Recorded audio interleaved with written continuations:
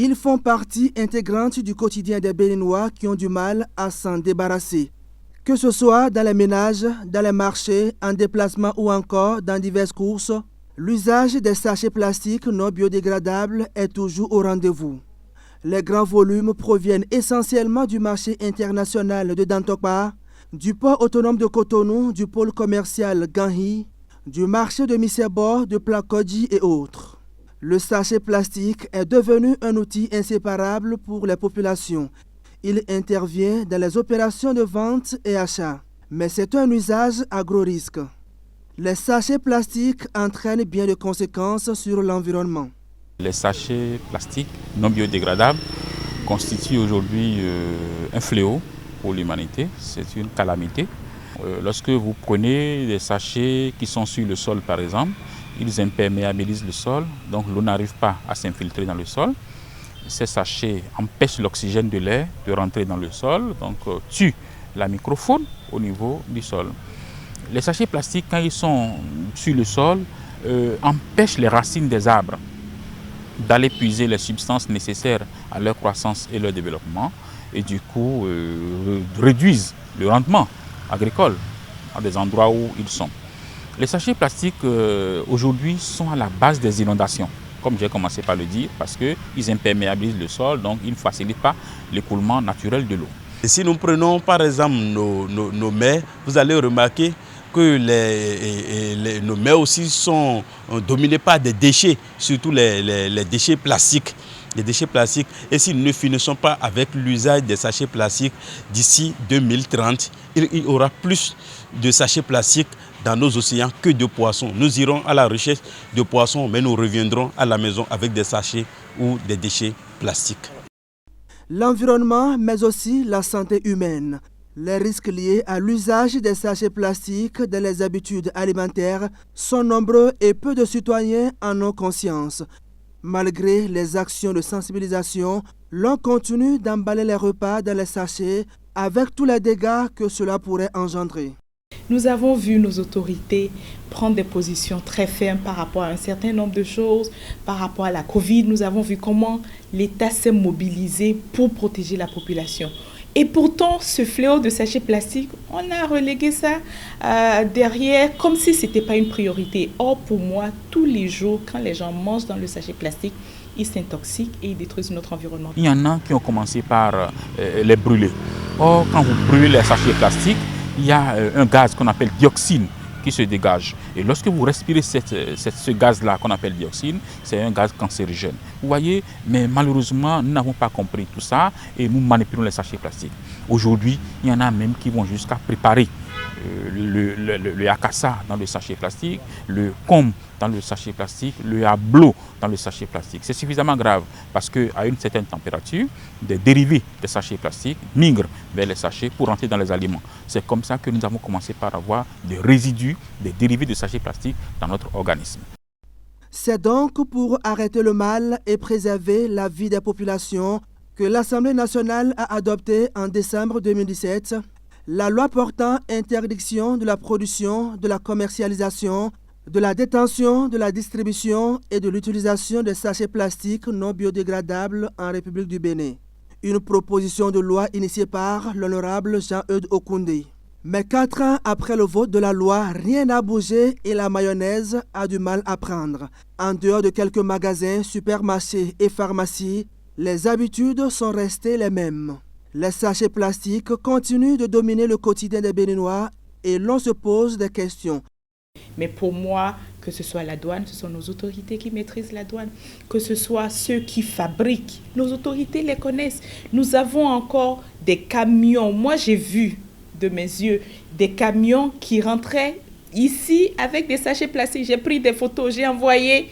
On m'a dit, ah, c'est notre pays. Donc, comment est-ce que vous voulez, quand des autorités vous répondent que c'est notre pays, alors que ce sont ces autorités qui ont les moyens de mettre en application, on se dit qu'il y a un problème. À un moment donné, on se dit, bon, c'est peut-être leurs propres affaires. Je n'en sais rien, mais 4 ans après, il est normal de se poser de vraies questions. Je ne suis pas déçu. D'abord, c'est le Béninois qui est comme ça. Le Béninois, lorsque vous prenez le Béninois, lorsqu'il n'y a pas une répression, lorsqu'il n'y a pas une force externe qui vient taper dur, le Béninois n'aime pas appliquer. Le Béninois n'aime pas exécuter. Il suffit maintenant de commencer, on rentre dans Tokpa, on les ramasse en quantité, on rentre dans des coins stratégiques, on les ramasse. Avec le vote de cette loi en décembre 2017, la vente de sachets plastiques est devenue en principe un commerce illicite au Bénin et donc répréhensible. Mais le marché est toujours florissant au vu et au su de tous. Les sachets coulent à flot avec un usage accru au détriment de la santé humaine et environnementale. Et pourtant, l'adoption de la loi avait suscité l'espoir dans le rang des organisations non gouvernementales qui combattent l'usage de ces déchets. Aujourd'hui, l'espoir s'est effrité. Quand les députés ont fini de voter, j'ai même appelé un parent député en ce temps-là, paix à son âme, et on a échangé par rapport à ce qu'ils ont fait. Moi, je suis satisfait, mais j'ai encore des doutes.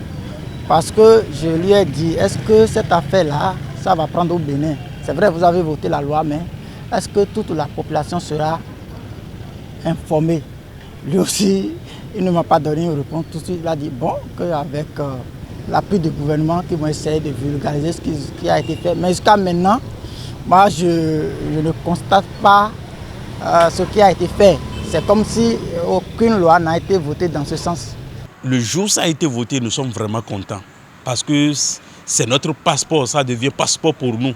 Et nous sommes fiers. On était vraiment fiers du gouvernement parce que cette loi a été votée. Et pour nous, aujourd'hui, normalement, il n'y aura plus de sachets plastiques dans notre pays. Mais c'est le contraire que nous remarquons à l'heure actuelle.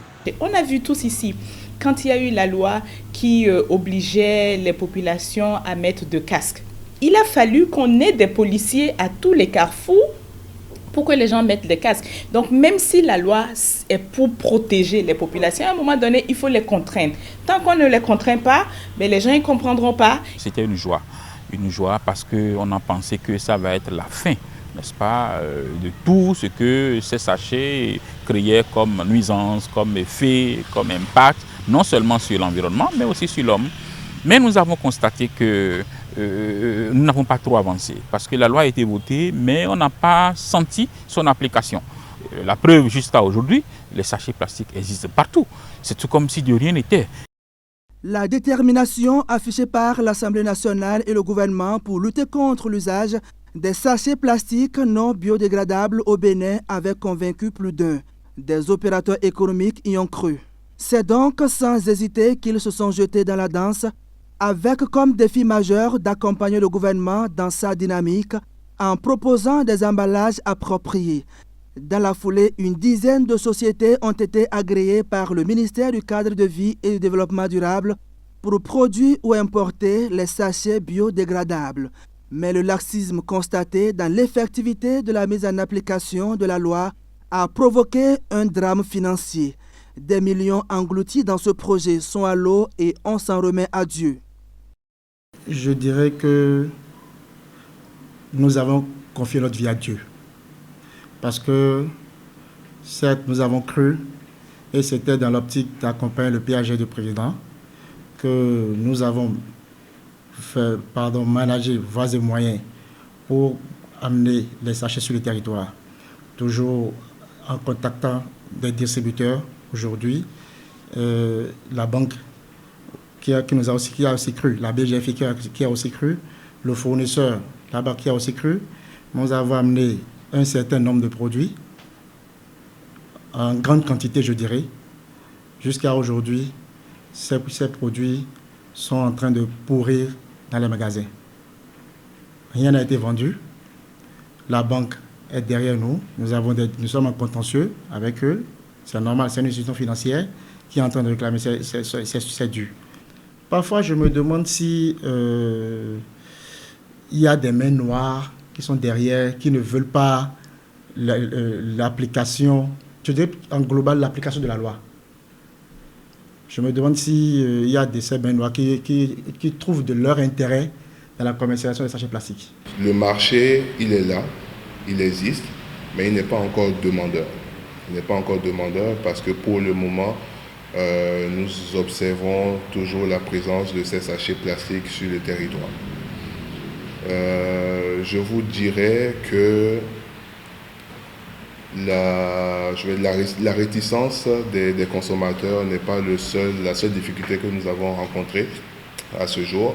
Nous avons eu la Covid qui a commencé également, qui est un autre obstacle que nous avons rencontré lors des démarrages des activités.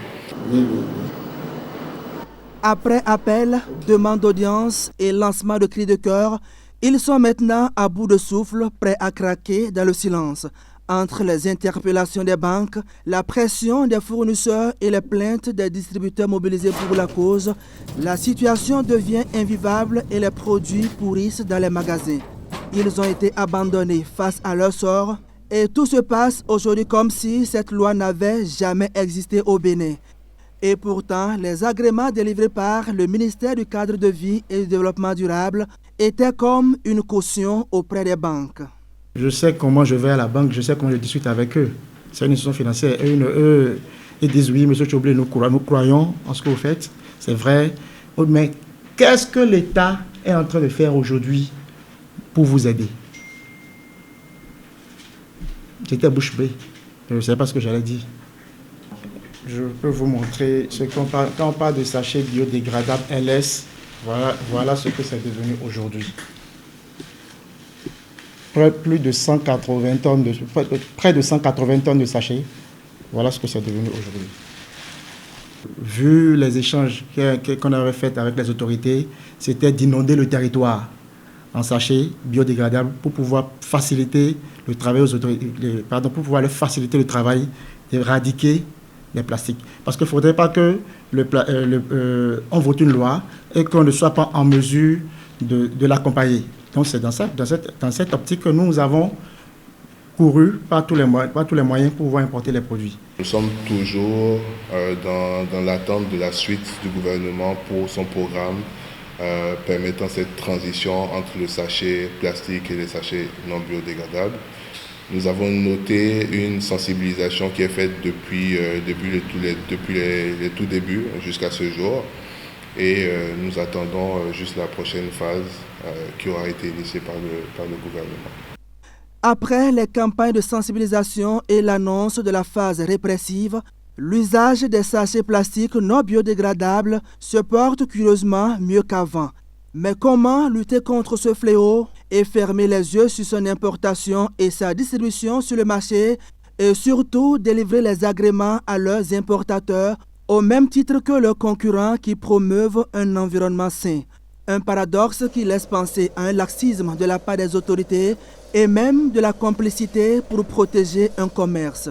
Continuer de récolter les retombées économiques de cette activité ou prendre ses responsabilités pour protéger la santé des citoyens et l'environnement, le gouvernement semble avoir opéré son choix et les sachets plastiques non biodégradables s'installent de plus belle dans nos plats et dans nos caniveaux.